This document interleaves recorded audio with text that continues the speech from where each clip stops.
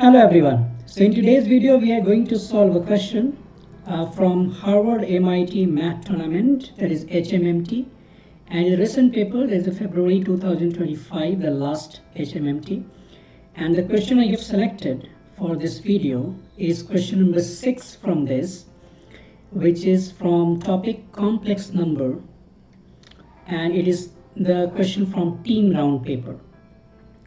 Alright, so you want to get more details on it, you can simply go to the website of HMMT and you can find the solutions also. But here the solution I'm going to offer, that solution is different from their official solution. So I will suggest you to pause the video and give a try to this question number 6, and then we will understand how to do it. Because I believe that this is the problem you must try.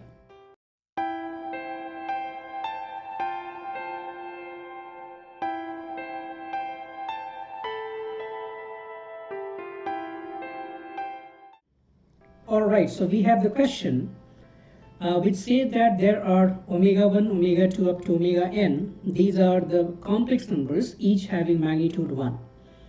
And when we see omega, it doesn't mean that every time it is a complex cube root of unity and all. It's not the cube root of unity because it's not said anywhere. So it is only the complex numbers whose magnitudes are 1.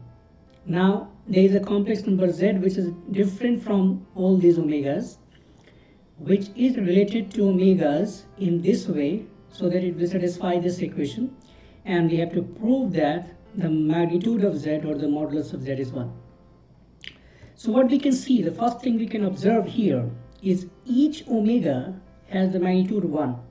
So we can write the omega 1, omega 2, and dot dot dot till omega n has the magnitude 1.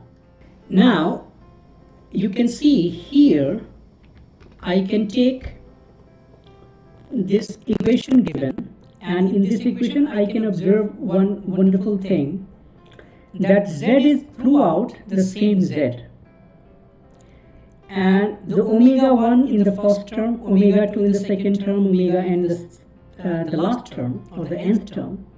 So we can safely say that if I assume this omega 1 containing term as u1, omega 2 containing term as u2, and dot dot dot omega n containing term as un. So this will I can write as sum as 0. Now the whole thing I want to write in the summation format so that our calculation will be a little bit simpler. So we can write this whole thing as summation k goes from 1 to n, and the subscript I am now changing to k, and that must be 0, which indicates I can write uk as z plus omega k, because for each omega I am writing the corresponding u, and z minus omega k. And also each omega k has a magnitude 1. Now I am taking this term and trying to extract the omega k so that I can take the magnitude and use the magnitude of omega k as 1. For that I can simply cross multiply, so it will give you uk times z minus omega k is equal to z plus omega k. Our aim is to write the terms containing omega k together. So for that I have to open this thing, that is z uk minus u sub k omega k, and that is z plus omega k as it is. I am collecting all the terms containing omega k. It means I am bringing this term to the right and sending this term to the left. So it will give you z, and at the same time I am taking this z common from both of them, and this is going to be omega k also common, uk plus 1. Now you notice they all are complex numbers here, This is the first complex number, second is equal to the third into fourth. You can apply the magnitude sign or the modulus both sides, so it will give you the z uk minus 1, the whole magnitude, and on the right hand side omega k uk plus 1 and the whole magnitude. But you know there is a property of the magnitude of the complex number. If I apply the z1 into z2 magnitude, I can write mod z1 into mod z2. It means the magnitude of the product of the two complex numbers is equal to the product of their magnitudes.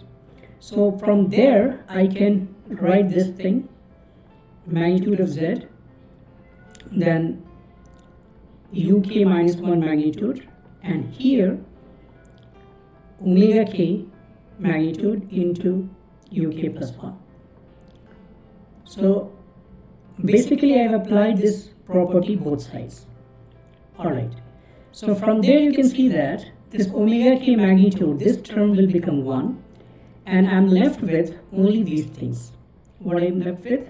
Mod z, then uk minus 1 is equal to uk plus 1. Now from this step there is a challenging thing. If by any chance we could prove that the uk minus 1 magnitude is equal to uk plus 1 magnitude, our work is over. The mod z we can write as 1, but there is no such kind of hint we are getting. But notice one thing, I have not used this equation anywhere. It means this property or this information I have not used so far. So how do we use this thing to make our life easy? So here I am keeping this thing, I have to use this. Now think this way. I have another property that the mod z square is z bar for any complex number. So to use this property, I am going to square this equation number 1 both sides. If you square this, what I am going to get is the mod z square uk minus 1 mod is equal to uk plus 1 mod, and on both of them there is a square sign. It means this is not going to disturb us, so I am just keeping this mod z square as it is, but these two terms I am going to write in this way by using this property. It means this I am writing uk minus 1 into uk minus 1 conjugate, and this one I can also write uk plus 1 into uk plus 1 conjugate. You notice the only uk is the complex number, so 1 conjugate is just 1, it will remain like that. So I can just open it like this. This is uk, not omega, and minus 1 into uk conjugate minus 1. And on that side, I have uk plus 1 and uk conjugate plus 1. It is also okay if you know the formula. I mean, you can just expand it. If you know the direct formula, you can expand this this z1 minus z2 mod the whole square. We can apply it, but I wanted to give you the basic idea. So that is why I'm writing like this. So mod z square, and this you can write, this will become uk conjugate, and this will give you minus uk plus uk conjugate with 1 in one bracket, and this is going to be plus 1. And here I can write uk conjugate and plus again uk plus uk conjugate in one bracket and plus 1. Why I'm taking these two things in one bracket, there is a purpose behind that. We'll see it. But also you can notice there is a mod z square. uk conjugate is nothing but magnitude of uk square, and this is what uk plus uk conjugate and plus 1. Here uk plus into uk conjugate again mod square and plus uk plus uk conjugate and this plus 1. Now the problem is, how do we apply this summation thing? You can now understand what I mean to say. One thing you can notice that the summation, when I'm just taking, it doesn't mean that each complex number is 0. They are saying that there are k complex numbers or n complex numbers. We are adding them to get the value 0 on the right hand side. It means there is some complex numbers which are negative to other complex numbers. This possibility is there. It means we cannot directly say that the uk plus uk conjugate is a real part of the uk. This you can write directly. I know what you're thinking is a real part of uk. A real part of uk, how do we write, is a 0. So for that, let's apply a trick. Why not we can apply the summation throughout in this equation? So you apply the summation, what will happen, you see. This is summation k goes from 1 to n and the magnitude of z square, and this whole quantity is there. That is the uk magnitude whole square and minus uk plus uk conjugate and plus 1. On the right hand side also, I'm going to do the same thing. That is uk magnitude square and plus uk plus uk conjugate and plus 1. You notice what will happen. This mod z square is not going to participate in the summation part. It means it will participate, but as a factor. It means each term it will appear as the same. So I can take it safely out, and I'm going to write this summation. I'm going to give the summation sign to each of them. So you notice what will happen. That will give you summation k goes from 1 to n uk magnitude whole square plus, so not plus, sorry, is a minus sign. Is a minus, and summation k goes from 1 to n uk plus uk conjugate and plus summation 1 you are writing from k 1 to n, so that I can write directly n. And the right hand side also you have the same kind of a structure, so I can write summation k goes from 1 to n uk magnitude square and plus summation k goes from 1 to n uk plus uk conjugate, and again there I can write n. You notice I know that the summation k goes from 1 to n is 0 for uk. It means I can safely write this uk is 0 and also uk conjugate 0, because if I have u1 plus u2 plus u3 plus u5 u4 up to un, sum is 0. If you take the conjugate both sides, you will get the sum of conjugates also 0.